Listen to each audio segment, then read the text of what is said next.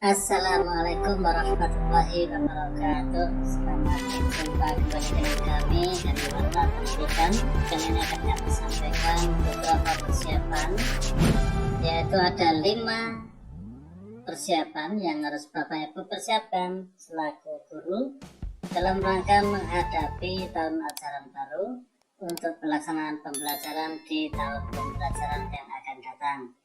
Di samping ada persiapan sarana prasarana, persiapan kegiatan, persiapan pembiasaan, persiapan program ekstra, persiapan pembinaan dan yang lainnya.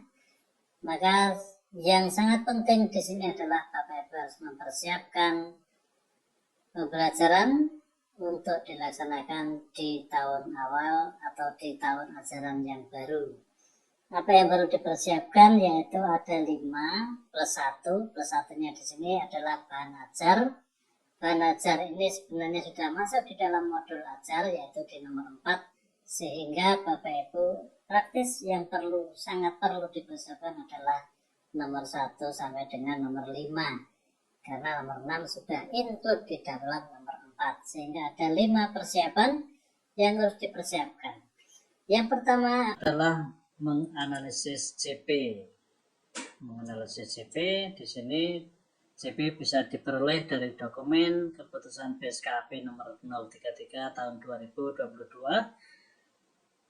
Dari CP tersebut kita ambil kompetensi dan kontennya untuk menentukan tujuan pembelajaran. Di sini sebagai contoh kompetensinya adalah memahami, kontennya adalah instruksi lisan, maka TP-nya adalah dapat memahami instruksi lisan yang disampaikan. Jika sudah tersusun banyak TP, misalnya 12, maka dibuat dalam satu kolom. Formatnya seperti ini cara membuatnya. Ini menjadi alur tujuan pembelajaran, yaitu nomor 1 sampai 12, kemudian tujuan TP 1 sampai 12, konten esensialnya apa, misalnya di sini adalah cerita fabel, elemennya menyimak, KKTP-nya misalnya 65% dan seterusnya. Maka sudah tersusun alur tujuan pembelajaran. Berikutnya Bapak Ibu menyusun prota atau program tahunan. Di sini pertama yang Bapak Ibu lakukan adalah menganalisis waktu. Dalam 1 tahun terdiri dari 2 semester, dalam 1 semester terdiri dari 6 bulan, dan setiap bulan kita analisis menjadi berapa minggu yang efektif untuk belajar. Misalnya dalam 1 bulan Juli ini ada 5 minggu, yang tidak efektif untuk belajar ada 2, kemudian yang efektif ada 3 misalnya. Ini dilengkapi sampai dengan 1 tahun, sehingga nanti akan diketahui total ada berapa CP dalam 1 tahun. Setelah itu Bapak Ibu menyusun program tahunannya. Di sini yaitu kolomnya ada nomor, ATP-nya TP ke-1 dan sampai seterusnya, TP ke-1 dan seterusnya. Kemudian untuk lingkup materi ini disesuaikan dengan analisis di awal tadi, CP, semester, dan keterangan. Maka ini sudah menjadi prota atau program tahunan.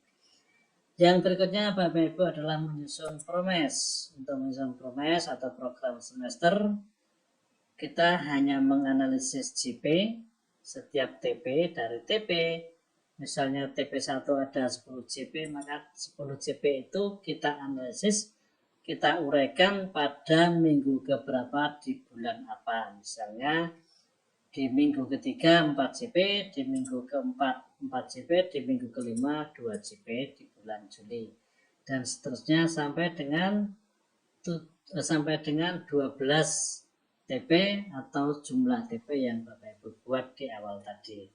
Ini sudah menjadi program semester Bapak Ibu. Kemudian kita menyusun asesmen diagnostik, menyusun perencanaan asesmen diagnostik atau perencanaan penilaian awal, yaitu fungsinya adalah untuk mengetahui karakteristik siswa untuk pembelajaran berdiferensial. Ada 2 kategori di sini, yaitu kognitif dan non-kognitif. Untuk yang kognitif menjadi 3 bagian, yaitu belum paham, paham maupun sangat paham. Dan untuk yang kognitif, non-kognitif adalah kita mengetahui psikologi siswa, aktivitas siswa, gaya belajar siswa, dan seterusnya. Bentuknya bisa tertulis, bisa lisan, bisa produk atau praktek, atau dengan pengamatan atau observasi. Namun dan sebelumnya Bapak Ibu harus membuat perencanaan seperti ini. Formatnya ada nomor, kemudian jenisnya kognitif atau non-kognitif, ada 2. Dan bentuknya untuk kognitif ada tertulis atau apa saja yang bisa Bapak Ibu lakukan untuk mengetahui pemahaman siswa.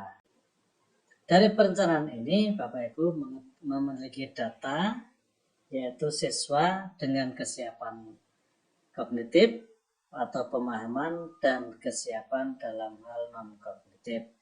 Kemudian setelah itu menyusun modul ajar. Modul ajar disusun ada 2 versi, yaitu yang pertama yang 16 komponen.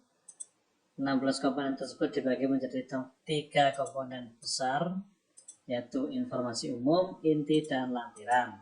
Untuk informasi umum ada identitas sekolah, kompetensi awal, dan seterusnya. Untuk inti ada tujuan pembelajaran, pemahaman bermakna, pertanyaan pemantik, dan seterusnya. Dan untuk lampiran di situ ada daftar pustaka. Daftar pustaka ini bisa dihilangkan, sehingga kalau daftar pustaka ini dihilangkan maka ada 16 komponen saja.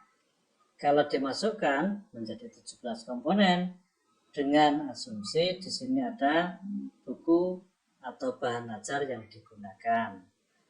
Atau yang lebih ringkas ada 3 komponen, yaitu tujuan pembelajaran, kegiatan pembelajaran, dan asesmen. Semuanya bisa digunakan Bapak Ibu, yang penting dalam pelaksanaan pembelajarannya bisa lancar, bisa bermanfaat dan terencana dengan baik, dan tidak mengganggu pada saat pembelajaran tersebut. Artinya Bapak Ibu tidak terlalu terbebani dalam penyelesaian perangkat perencanaan pembelajaran, karena fokusnya guru adalah di sini adalah sebagai pendidik dalam memberikan pembelajaran kepada.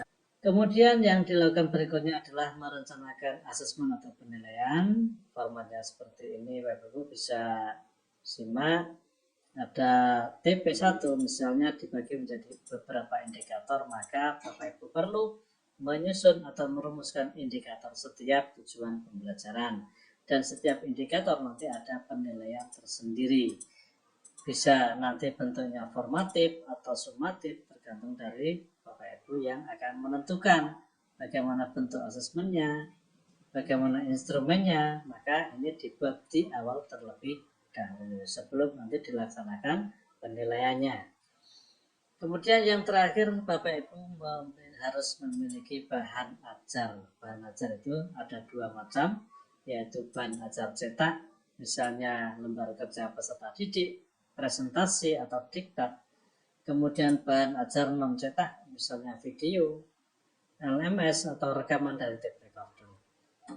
Nah, demikian Bapak Ibu, ada 5 komponen yang perlu Bapak Ibu persiapkan, yaitu analisis CP yang nanti hasilnya atau produknya adalah rumusan dari ATP yang di dalamnya memuat tujuan pembelajaran secara keseluruhan.